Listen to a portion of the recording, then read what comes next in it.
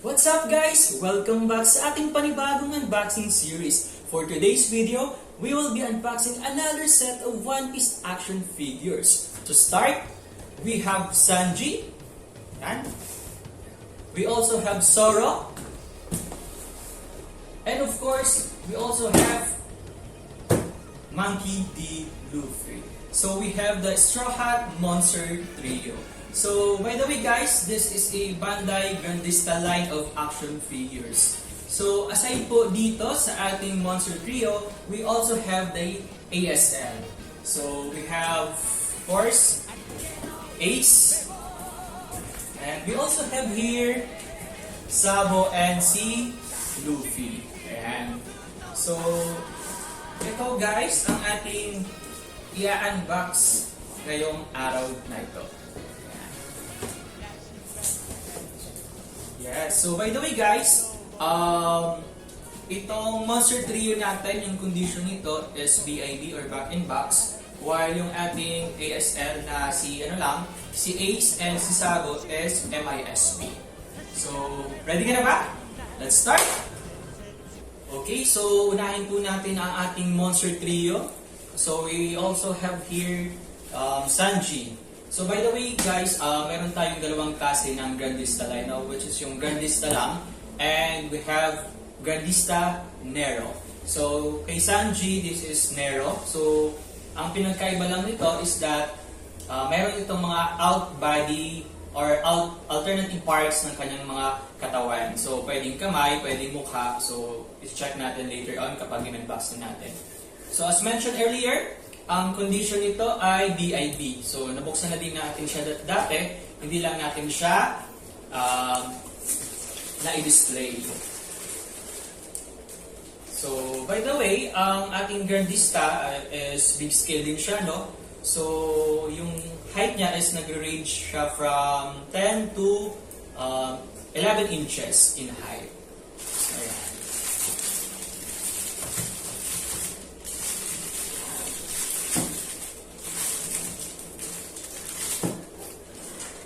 Yan, so actually, hindi pa pala siya nabuksan sa kanyang plastic, no? So, yung box pa lang, tamang-tama.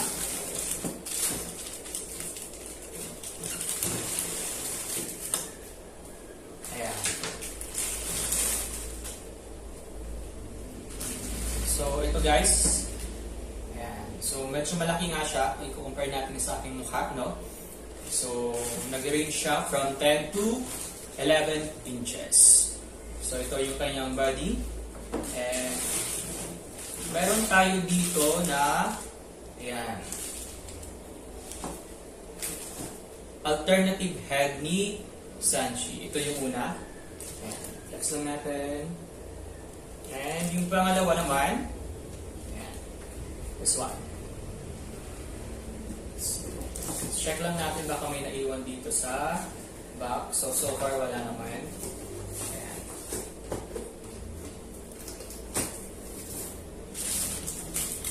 So, wala silang base, pero meron naman silang ayan, foot support. So, ito naman ang kanyang foot support.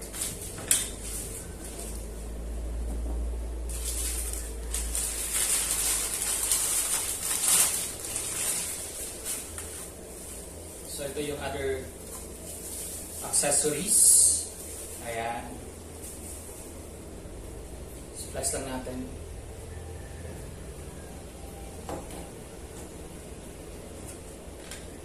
Sige, unahin natin itong kanyang foot support. Ayan. So, simple lang yung kanyang foot support. Ganun lang siya. Ayan. And of course, yung kamay.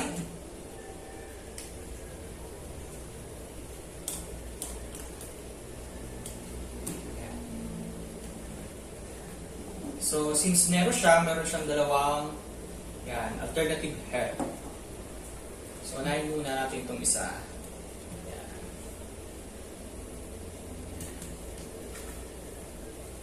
So, hindi ko alam kung kanino siya galit. So, baka kay Zoro siya galit. So, yun ang itsura niya. Yan. Yan yung first na mukha. And yung isa naman is ito ang itsura niya.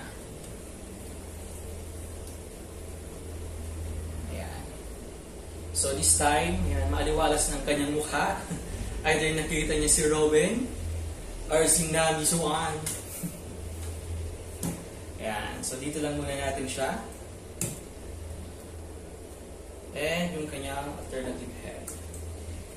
So next natin, yan, ang kanyang best friend, si Moshead, si Zoro. So same po, BIB. Ayan.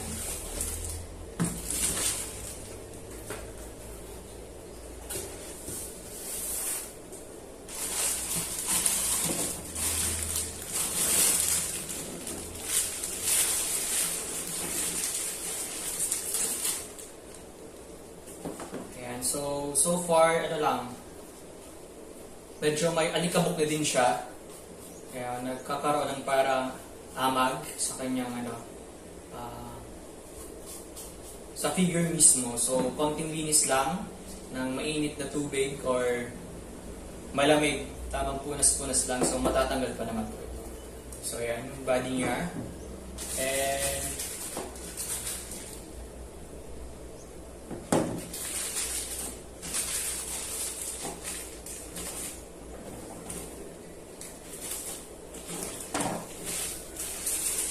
yung kanyang mukha. Ayan. So, problema ulit. Nawawala yung sword, yung mga sword. So, ito-check natin sa ibang mga boxes. Baka nandito lang sila na isabay. Ayan. So far, yung sword, yung food support ang nawawala kay Zoro. So, ganito siya. Next lang muna natin yung first na alternative head. Yan. So, perfect to sa isang mukha ni Sanji na mukhang talagang sila yung nag-aaway ulit. And, of course, yan, the serious face naman ni Zoro. So, unahin natin itong ipakita. Yan. So, ayan po. Next one is ito. Yan. Seryosong mukha. So, I don't know if makakatayo siya kahit walang foot support. So, let's try lang. So, yun. Hindi kaya ni Zoro na makapagtayo ng walang foot support. So, hanapan na lang natin siya mamaya ng kanyang foot support. Pero so far, ayan, yan yung look. Ayan, maanas. Kahit medyo may discoloration. Pero kaya pa naman siyang maremedyohan. So tamang punas lang siya. So dito lang muna natin habang wala siyang foot support. Let's try kung kaya. Ayan. Diyan na muna siya. Huwag ka lang matutumba. So, next is yan, si Monkey D. Luffy. So, same lang, BIB. So, ito ata yung mga mukha na meron siya. Yung mga alternative parts na meron. So, ito yung may hawak na karne. Ito naman yung mukha na super excited siya. And, of course, yung StrawHat. Ayan. So, let's check.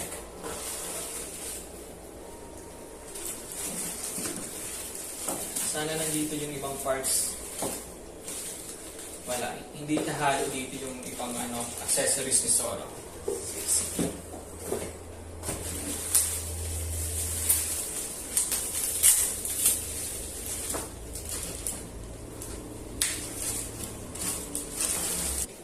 Okay, para sa ating panghuling action figures, para sa ating first set ng ating One Piece action figures, which is the Monster Trio, we have, ayan, Monkey D. Luffy. So, yun. Okay, nakakatayo kahit walang foot support, pero meron siyang foot support. So, ito yung kanyang upper body set. And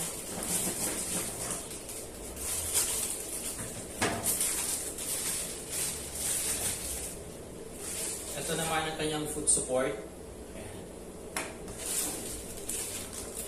So, ang kinagandahan ngayon kay Luffy, compared sa dalawa, is that madami siyang alternative na, na mukha and mga kamay. Sige. So, isa-isahin natin, no? So, unahin muna natin itong isa. Ayan. Kampay, guys! Kampay! Ayan. So, straight. And, of course,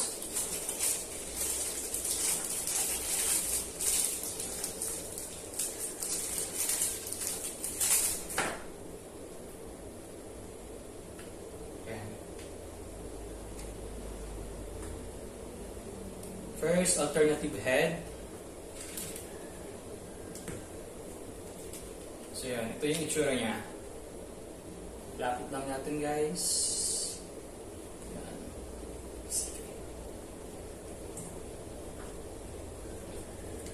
So, yun. Since meron pa siyang dalawa, tinatanggal pala dito is yung kanyang mukha mismo para mapalitan siya. So, tatanggalin lang natin to. Yan. So, ganito yung itsura niya. And, meron tayo ditong dalawa pa.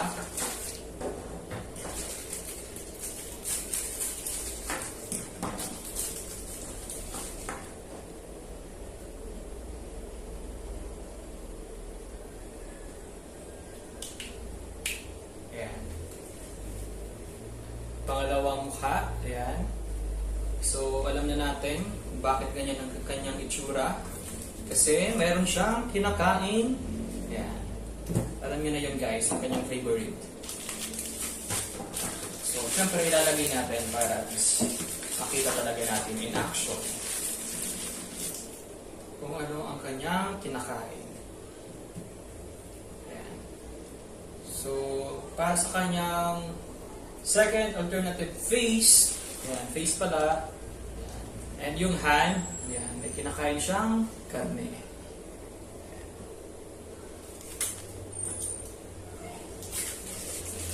Ayan, so yun, palitan muna natin siya.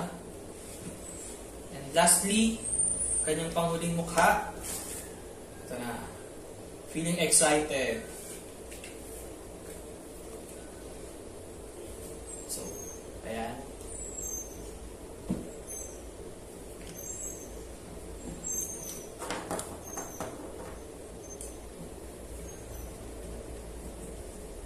So, palitan ulit natin itong alternative hand. Palitan natin ng StrawHat.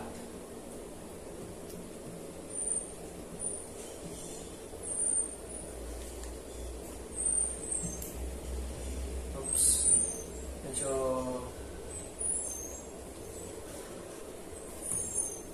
ayan, okay na. So, yan. So, napansin ko lang, mukhang mali yung pag-pair natin ng kanyang alternative face and alternative hand. So, excited siya, hindi dahil sa StrawHat for sure, kundi dahil sa hawak kanyang karne. So, mali yung pairing natin. But, then po, yun po yung mga alternative face and alternative hands ni Luffy. So, para mas makita natin talaga na in action, base sa kanyang hawak, base sa kanyang mukha, papalitan na lang natin ito.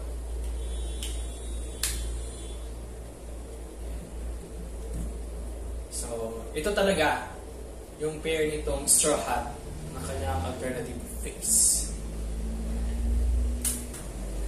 And of course, as mentioned, ito ang kanyang foot support. Lagyan lang natin.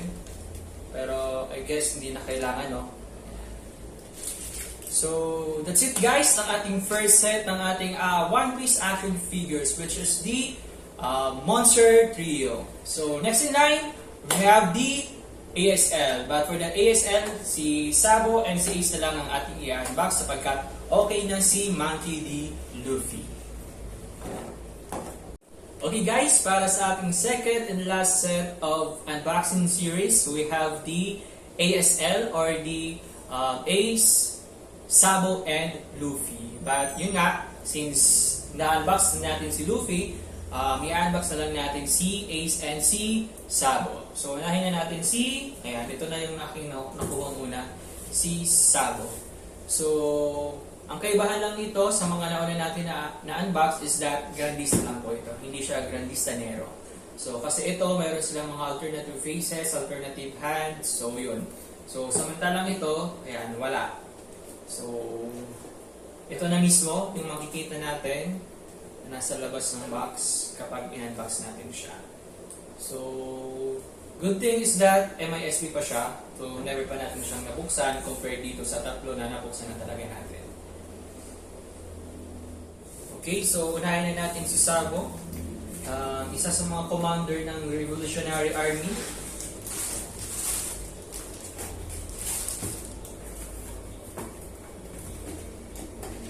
So, assist siya guys, kung anong makikita natin dito sa labas ng box is yun na, yung actual figures niya.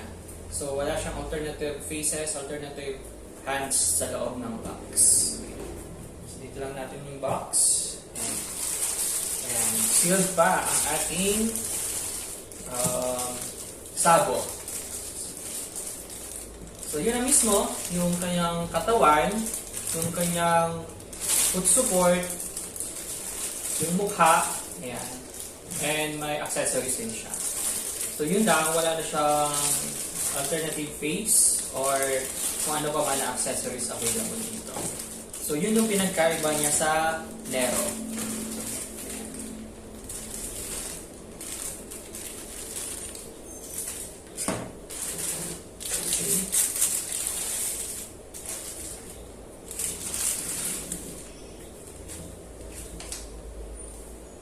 So ito siya guys. Ayan, vibrant pa ang kanyang color. So never pa talaga siyang nabuksan. Wala pang discoloration. Makinis overall. 10 out of 10. Ayan. So naka-foot support lang tayo.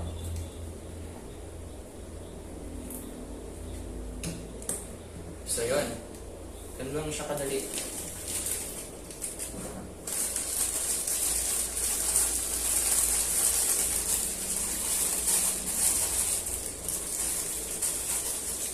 And of course, ayan, ang kanyang accessories. Ayan. Sige, unahin natin to. Dito ata ito dinalagay. Yes. Ayan, dito nga. Then, ang kanyang mukha. Ayan. Sige. Right.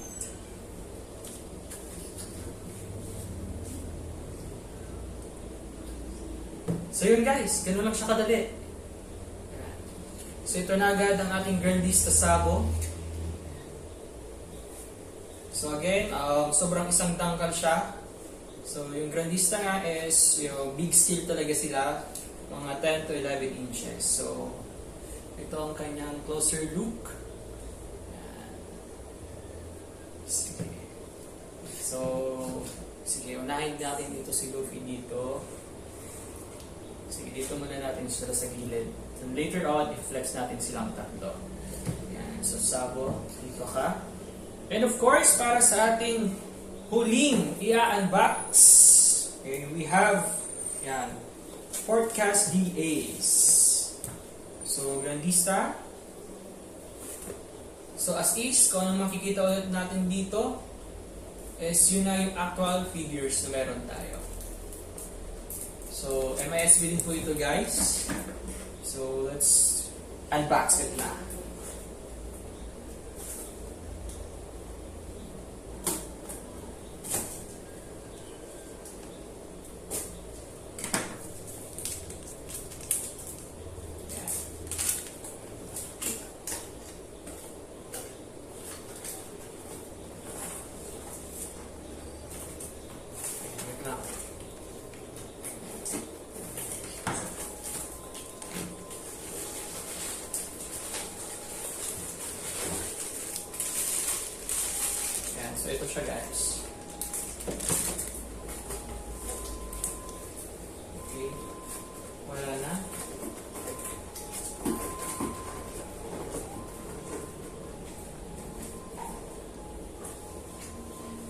ito na nga ang ating huling action figures.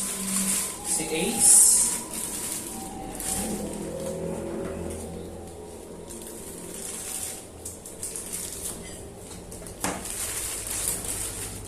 So, ang kinaibahan niya lang kay Sabo is that, ayan, yung upper body niya lang, ayan, ang meron tayo, she's naka-attach na din yung kanyang, ayan, barrel.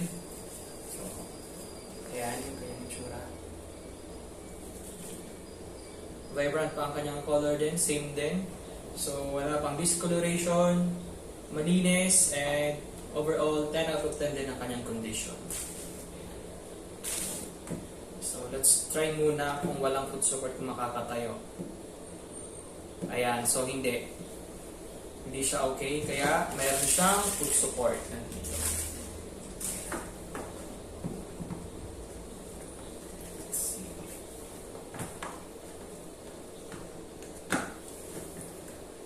Ayan, so ito na ang kanyang foot support. Okay. And ang kanyang upper body. And that's it, guys. Tapos na din ang ating Grandista Ace. So, ito din ang kanyang malapitang look. Ayan. Kung nami-miss nyo na si Ace, ayan. Ito na siya, guys. So, di ba ang lupit din? Ayan.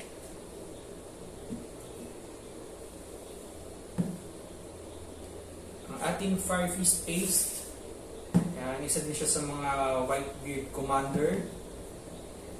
And ito na nga ang ating ASL. Si Ace. Ayan. Si Sabo. And si Luffy. Ayan. This is it, guys. The end ng ating unboxing series ng ating mga Grandista action figures, which is the Monster Trio. We have Sanji, Zoro, and Luffy. And at the same time, we have the ASL. Sina Ace, Sabo, and Luffy. Thank you guys for watching. For more unboxing series, please don't forget to subscribe, hit on the notification bell para stay updated ka sa ating mga unboxing series. Bye-bye!